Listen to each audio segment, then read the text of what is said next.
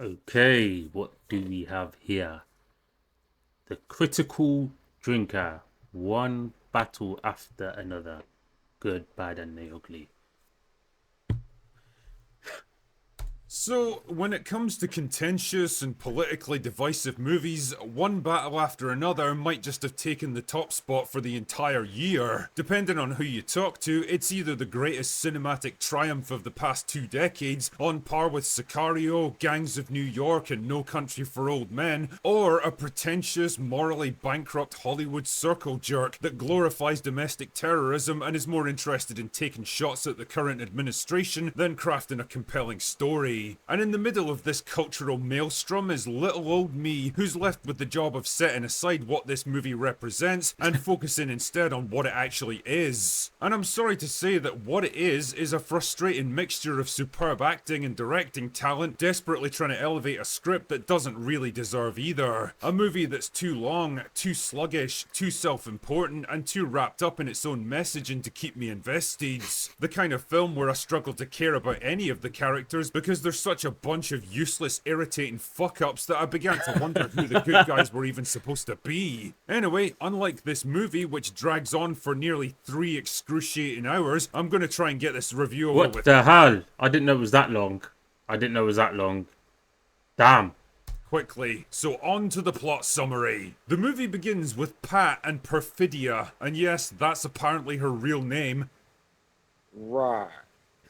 who are members of a far-left revolutionary terrorist group that are definitely not Antifa, and also lovers.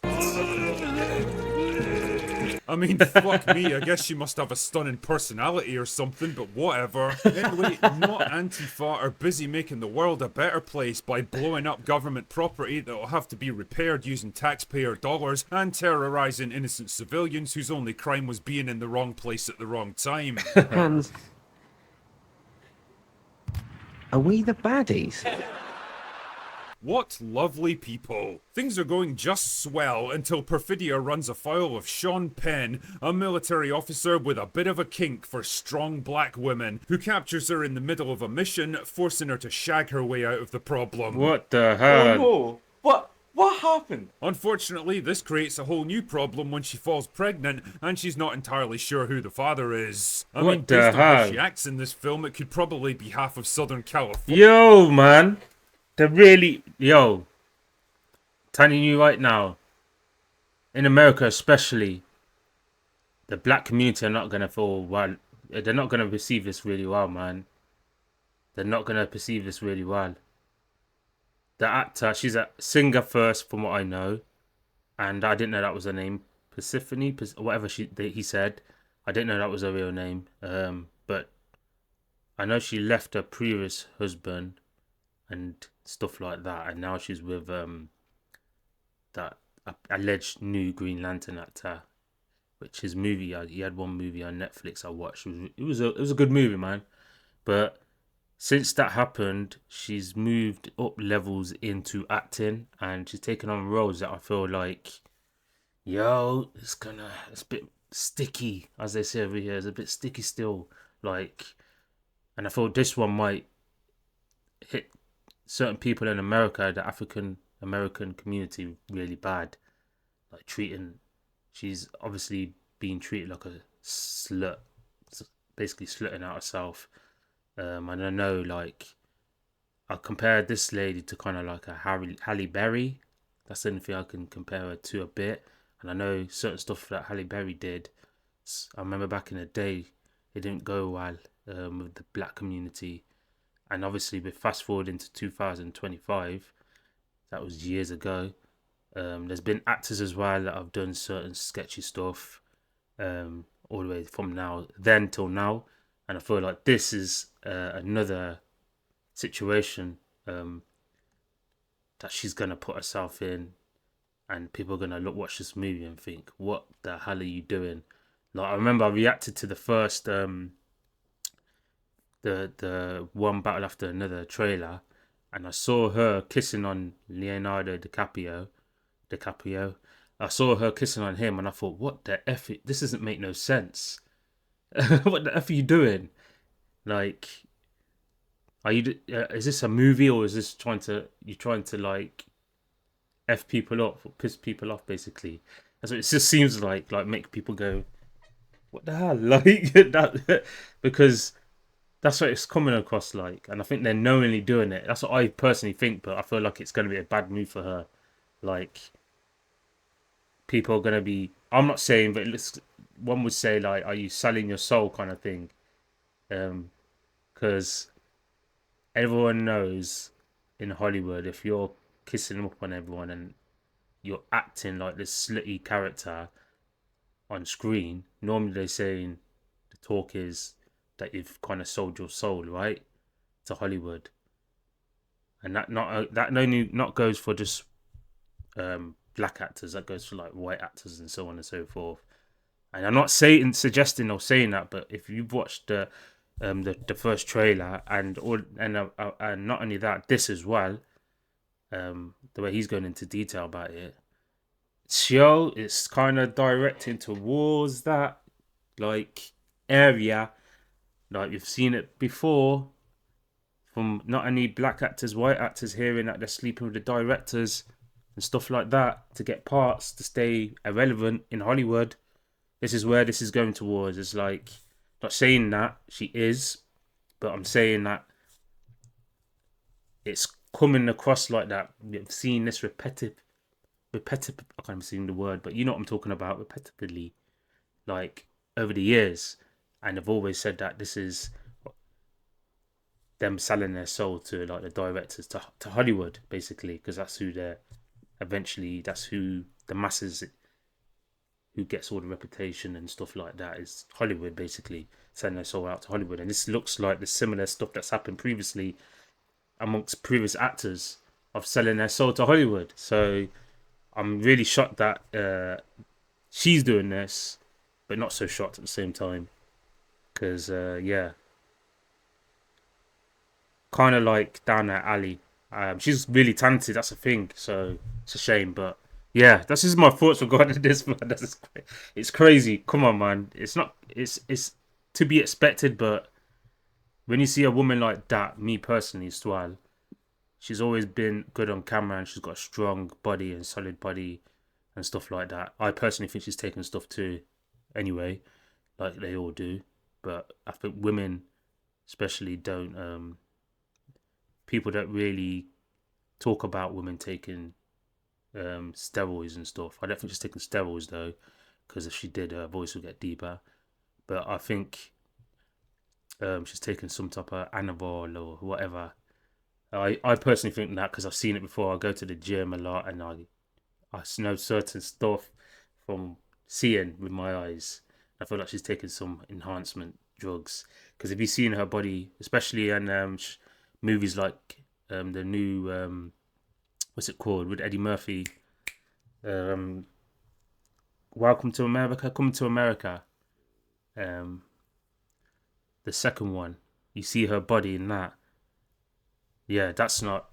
And I've seen wrestlers as well look similar, like I forgot her name, but she's a black wrestler, and I forgot her name now, but she looks a similar stature of this lady here.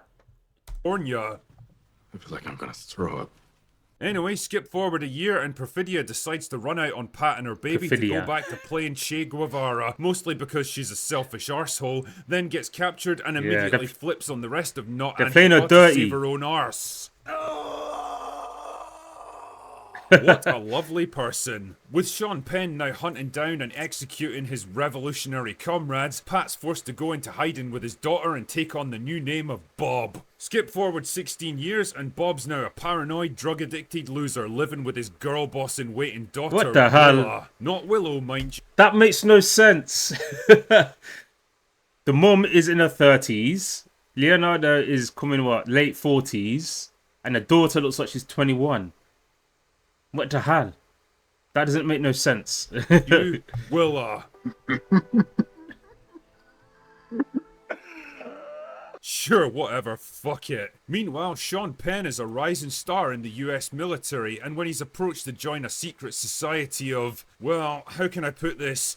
guys who believe that white people are superior, that creates a bit of a problem for him, because if they find out that he fathered a child with Mother of the Year 17 years earlier, it's not going to end well for him. So basically the movie becomes a kind of cat and mouse game where Bob and Willa are forced to go on the run while Sean Penn hunts them down with all the force of the US government at his disposal. But will father and daughter make it out the other side? Will Sean Penn finally get his comeuppance? And more importantly, will he ever get a decent fucking haircut? Now, don't get me wrong, there are definitely things to praise about this movie, but unfortunately most of it rests on the superficial aspects of the film. From a directing and cinematography point of view, it's definitely a well put together film. Paul Thomas Anderson isn't exactly a prolific director, but what he does make is generally really good. From quirky, offbeat classics like Boogie Nights and Magnolia, to epic dramas like There Will Be Blood, and One Battle After Another is no exception. The action sequences are well choreographed, there's plenty of strong visuals and a definite creative flair during the tense dramatic moments. Performances are strong across the board, which is pretty much what you'd expect when you've got Benicio del Toro, Leonardo DiCaprio and Sean Penn in your movie. DiCaprio delivers his usual intense, laser-focused performance like he's still chasing that Oscar win with every single movie he does. He's got excellent chemistry with his daughter Willa, and although their scenes are kind of few and far between, they're probably the most enjoyable aspect of the movie for me. Sean Penn is the standout though as Colonel Lockjaw.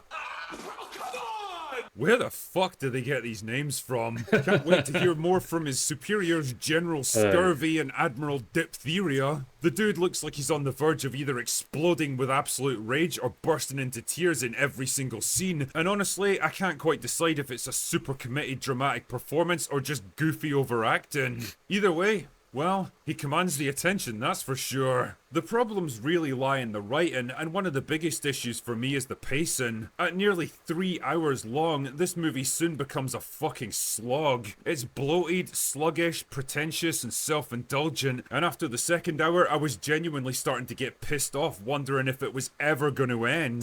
The constant commercials for Indian gambling websites didn't exactly help either. Wait, what? The thing is, I'm perfectly fine with longer movies as long as they satisfy two important conditions. There's enough going on to justify the extra runtime, and the characters are likeable enough to keep me invested in them. And well, One Battle After Another falls short on both counts. For all the strong performances by a veteran cast, the characters they actually play are such unlikable dickheads that I really didn't care much what happened to any of them. Movies like Four Lions proved that it's possible to show people serving a terrible cause and still make them likable and interesting because there's a strong moral compass underneath it all. I never got that sense with this movie, partly because the ending implies that the cycle of terrorism and retribution is just going to continue on with the next generation, and partly because it's too afraid to engage with the idea that maybe extremism on both sides is a bad thing. Apparently the movie underperformed on its opening weekend, and to be honest, I can kind of see why. Its political messaging and moral framework feel like they've been overtaken by real life events in recent months, and if I had to take a guess, I'd say that audiences, especially American audiences, are suffering from a kind of culture war fatigue at this point. They're getting tired of all this shit, and the last thing they need is the elites of Hollywood descending from their ivory towers to tell them how they ought to be feeling about the whole thing. Ultimately, One Battle After Another fell somewhere between the two extremes I mentioned at the beginning of this video, neither a glorious triumph nor a laughable disaster, but something a bit more mediocre. I personally think Hollywood, are struggling with storylines. They've even tried to go back and reboot other movies and make those a hit, but I think across the board, like Hollywood, the same people. I don't know if it's different people running it or the same people. I don't know who's running what's going on behind the scenes, but quite a lot of movies are flopping, man. That shouldn't be. And I do feel like everyone's got their own agendas and they're hiring people that they know instead of getting people that are actually good at the role. Like, they need to go back into the days of like Harry Potter and like cast people off their talents. They need to do that a bit more. I'm not saying they don't do it, but it doesn't seem like they're really diving into like getting new and coming actors going and thriving and stuff like that. Because this storyline, I said it when I did a reaction to this video, it makes no sense. I do like the characters. I like Leonardo DiCaprio, his character, and the way certain stuff was going on. I repeat, as I said, they're playing the that black chick, whatever her name is, Persephone, whatever. They're playing her really dirty in this. Like, as I said, I'm not saying she sold her soul, but yo, they're slitting her out in this one. Like, and no, and to be honest, I feel like for no good reason. It's not a good enough reason for her to play that role.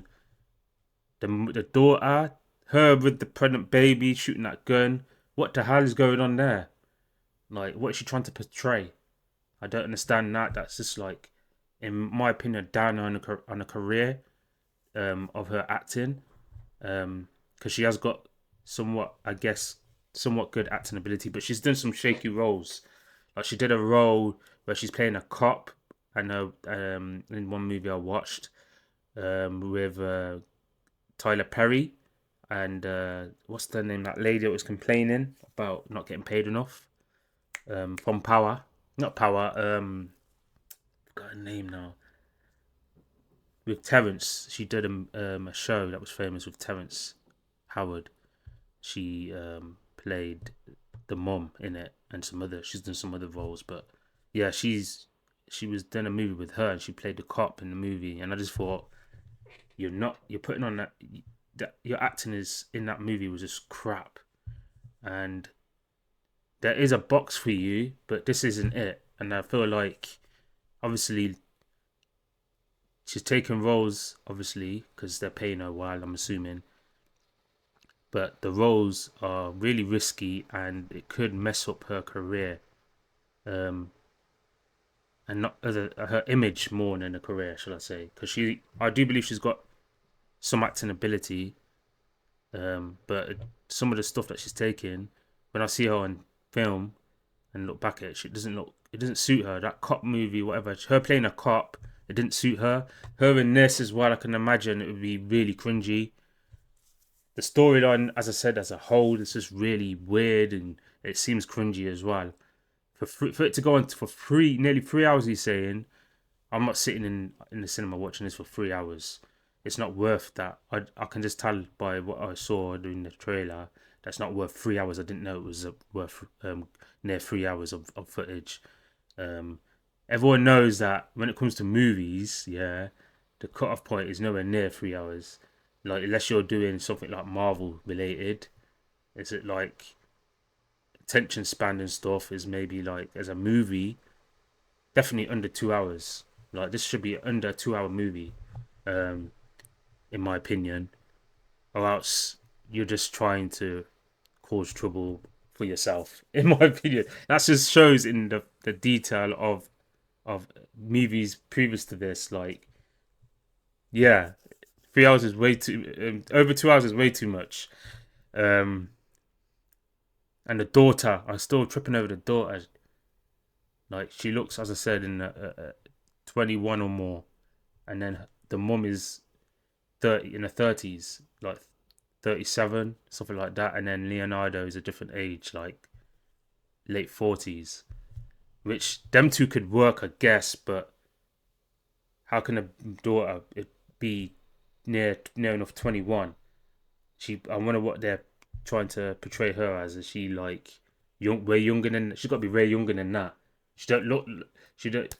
Yeah, it's not believable. It's just, yeah, really weird storyline. Really, Hollywood and all the elites, man, they're losing it. They're losing it, man.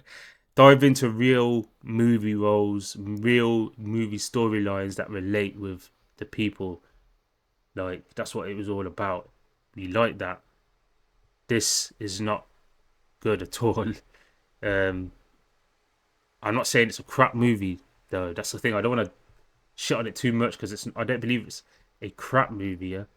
But at the same time, it's not a good movie. And I haven't even seen it yet, by going what people are saying, and I can tell, obviously, people like this are not over exaggerating in any shape or form, because if it was any type of decent movie, type of person like this, or other people as well, and the research I've done, you would know about it. So, yeah, A long, slightly boring, slightly forgettable, and slightly pretentious film that thinks it's way more profound than it actually is, that wasn't really worth the 3-hour runtime, and that I'll probably never bother to watch or even think about again. Anyway, that's all I've got for today. Go away now. This guy's funny, man. Yeah, he's pretty bad. Shout out to him for what he's done regarding going through, yeah, in detail of this movie. He sounds like at the end he just fed up. Like, I had to do this review, but goddamn, I'm at the end now. I'm done. That's it. That's the way he's come across. So yeah, I can understand how he must feel. This just seems like just a waste of. I don't want to doubt shit on it, but it seems like a bit of a waste. Like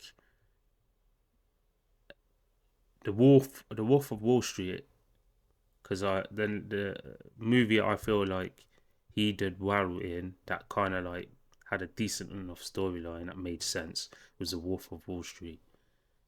So even for Leonardo to go from that to this, it's not a good look in my opinion. Or the other actors as well that are in it. The thing is, a lot of the actors are good, but the storylines is so weirdly put together, and it isn't needed. Like, as he said, what are you trying to portray? So you've just, yeah, I can't put into words what I'm trying to say, but it doesn't.